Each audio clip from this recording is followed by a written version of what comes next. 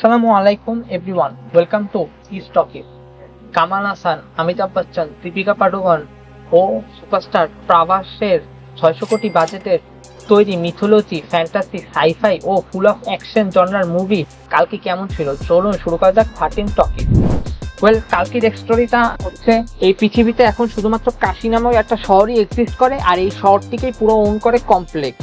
আর এই কমপ্লেক্সেরই ওনার হচ্ছে সুপ্রিম ইয়াস্কিন। এখন এই সুপ্রিম ইয়াস্কিনকে কিওর করার জন্য একটা ডিএনএ প্রয়োজন, যা দীপিকার পেটে থাকা বাচ্চা কালকির রয়েছে। এখন ওই দীপিকার পেটে থাকা বাচ্চাকে সবাই কিভাবে রক্ষা করবে, এ নিয়েই পুরো স্টোরি। টোটাল মুভিটা পুরো 3 আওয়ারের। এখন এই মুভিতে প্রথম ফার্স্ট হাফ আপনাদের সবারই অনেক বোরিং লাগতে পারে, কারণ এই ফার্স্ট হাফে ক্যারেক্টার বিল্ড আপ ও স্টোরি ডেভেলপমেন্টের ক্ষেত্রে কাজে লাগায়। পরে সেকেন্ড হাফে মূলত মুভির আসল কাহিনী শুরু হয়।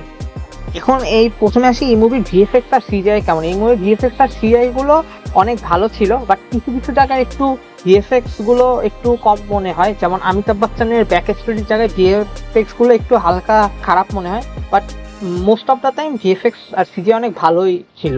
এখন মুভির ফার্স্ট থেকে একদম এন্ড পর্যন্ত অ্যাকশন সিকোয়েন্স গুলো ছিল অসাধারণ, পুরো মনে রাখার মতন। আর অন্যদিকে প্রত্যেকটা ক্যারেক্টার, দীপিকার ক্যারেক্টারটা এই পুরো মুভিরই স্টোরি প্লটই ছিল, পুরো তার ক্যারেক্টারটা নিয়ে এই মুভির পুরো স্টোরিটা বিল্ড হয়।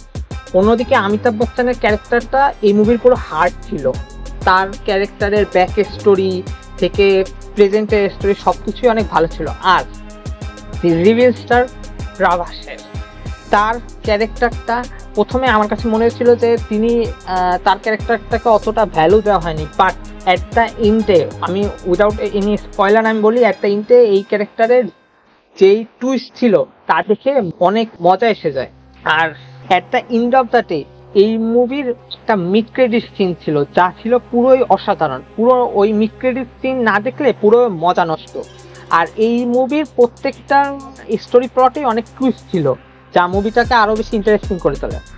তো এক কথায় বলতে এই মুভিটা পুরো একটা নতুন যুগের শুরু বলিউডের। আর এই মুভিতে সবথেকে বড় একটা সারপ্রাইজিং দিক ছিল, এই মুভিতে অনেক জায়গায় অনেকগুলো সাউথের সুপারস্টারদের ক্যামিও হয়, যেটা অনেকটা আনএক্সপেক্টেড ছিল। সো এক কথায় এই মুভি সম্পর্কে বলতে, এই মুভিটা একটা অসাধারণ মুভি ছিল, এটা একটা মাস্ট ওয়াচ মুভি। আমি মুভিটাকে 4.5 আউট অফ 5 দেবো।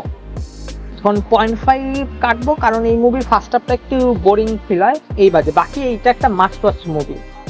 Don't forget to subscribe. Video পছন্দ হয়ে থাকলে লাইক অ্যান্ড শেয়ার করুন।